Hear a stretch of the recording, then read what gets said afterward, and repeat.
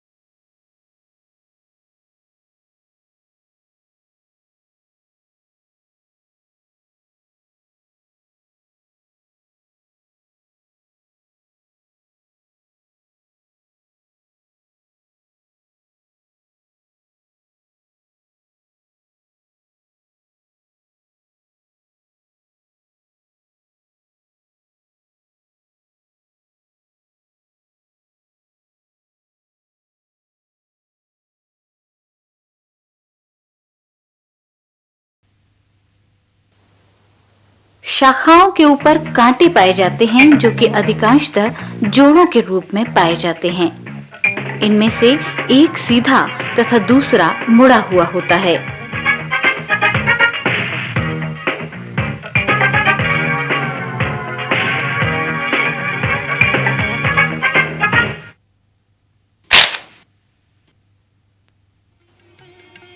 पत्तियां साधारण होती हैं तथा पर्णवृंत द्वारा तने से लगी हुई होती हैं।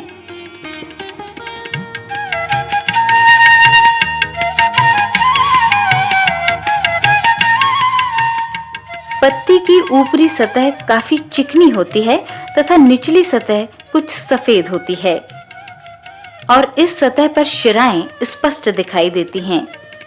पत्ती में शिराएं आधार से ही 3 भागों में विभक्त हो जाती हैं तथा समानांतर रूप से पत्ती के अग्र सिरे तक पहुंचती हैं। पर्णफलक पर ये शिराएं अन्य छोटी शिराओं में विभाजित होकर जाल जैसी संरचना बनाती हैं। पत्तियां तने के ऊपर एकांतरित क्रम में विन्यस्त होती हैं।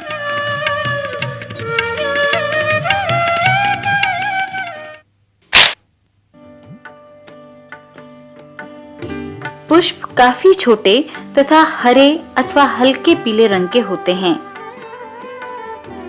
प्रत्येक प्रजाति में पुष्प के खिलने का समय अलग-अलग होता है। ज्यादातर प्रजातियों में शीत ऋतु की समाप्ति के पहले पुष्प आ जाते हैं और वसंत में इन पुष्पों से फल बन जाते हैं। पुष्प द्विलिंगी, पुष्पवृंत युक्त तथा गुच्छों में लगे हुए होते हैं।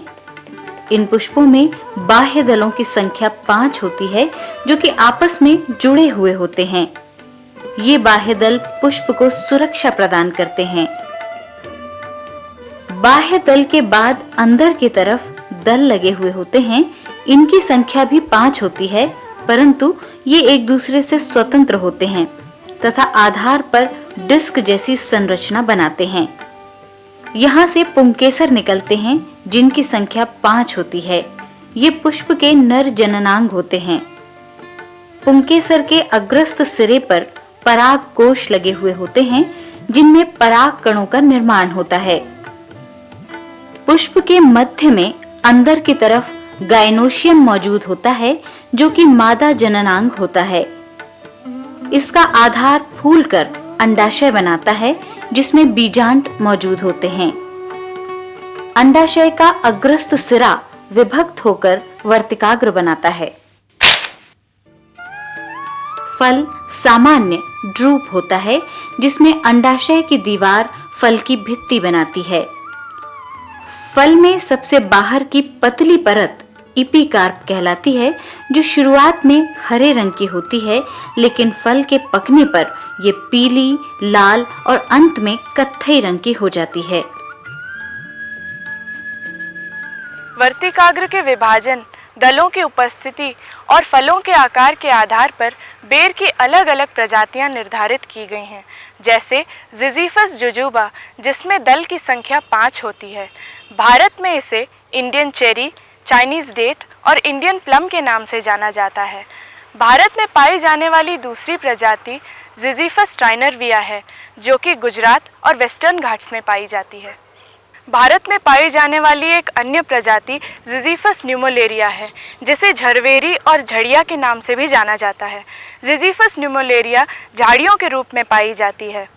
जिजीफस सटाइवस एक ऐसी प्रजाति है जिसके पत्ते दोनों तरफ से चिकने होते हैं। बेर के फल में मुख्य रूप से टैनिन एवं शर्करा पाए जाते हैं, जबकि इसकी छाल एवं पत्तियों में जिजिफिक अम्ल पाया जाता है। औषधीय रूप से इस वृक्ष के फल, फल की गुठली, पत्तियां, जड़, छाल एवं पेड़ से निकलने वाली लाख एवं गोंद प्रयोग में लाए जाते हैं। आयुर्वेद में बेर के बहुत सारे औषधीय गुणों की जानकारी प्राप्त होती है। बेर का गुण मुख्य रूप से अम्लीय, मधुर, हृद्य एवं रेचक है। बेर के फल सूखे हुए इसको उबाल कर पीते हैं तो पित्त शमन होता है, वमन का शमन होता है। रक्त पित्त में जैसे नाक से रक्त गिरना और रक्त प्रदर आदि में भी इसका उपयोग बड़ी सफलता से किया जाता रहा है। इसकी छाल एवं पत्ते मुख की पायरिया, दांत की बीमारियां, फूल, नेत्र रोगों में उपयोगी साबित हुए हैं। इसके बीज वीर्यवर्धक एवं शक्तिवर्धक होते हैं, पौष्टिक होते हैं। यूनानी मत के अनुसार जड़ें एवं छाल शक्तिवर्धक तथा पत्तियां घाव के भरने, सिफिलिस, अल्सर तथा अस्थमा एवं लिवर के लिए फायदेमंद होती हैं। फूल नेत्र रोगों में उपयोगी होते हैं। बीज हृदय एवं दिमाग के लिए टॉनिक का काम करते हैं। वास्तव में बेर की प्रकृति ना ही ठंडी है ना ही गर्म, बल्कि ये एक प्रकार से दोनों प्रकृति का संयोजन है। ये हृदय और उदर की बीमारियों में विशेष रूप से लाभदायक है। परंपरागत चीनी चिकित्सा के अनुसार बेर हृदय को पोषण प्रदान करता है तथा यकृत के लिए लाभदायक माना गया है। बेर के पौधे में कटिंग एवं ग्राफ्टिंग की जा सकती है, परंतु ये प्रक्रिया इस पौधे के साथ उतनी अधिक सफल नहीं है। इन पौधों को हमेशा काफी अधिक अंतर से लगाना चाहिए, क्योंकि इनके अच्छे विकास के लिए सूर्य का तीव्र प्रकाश आवश्यक है।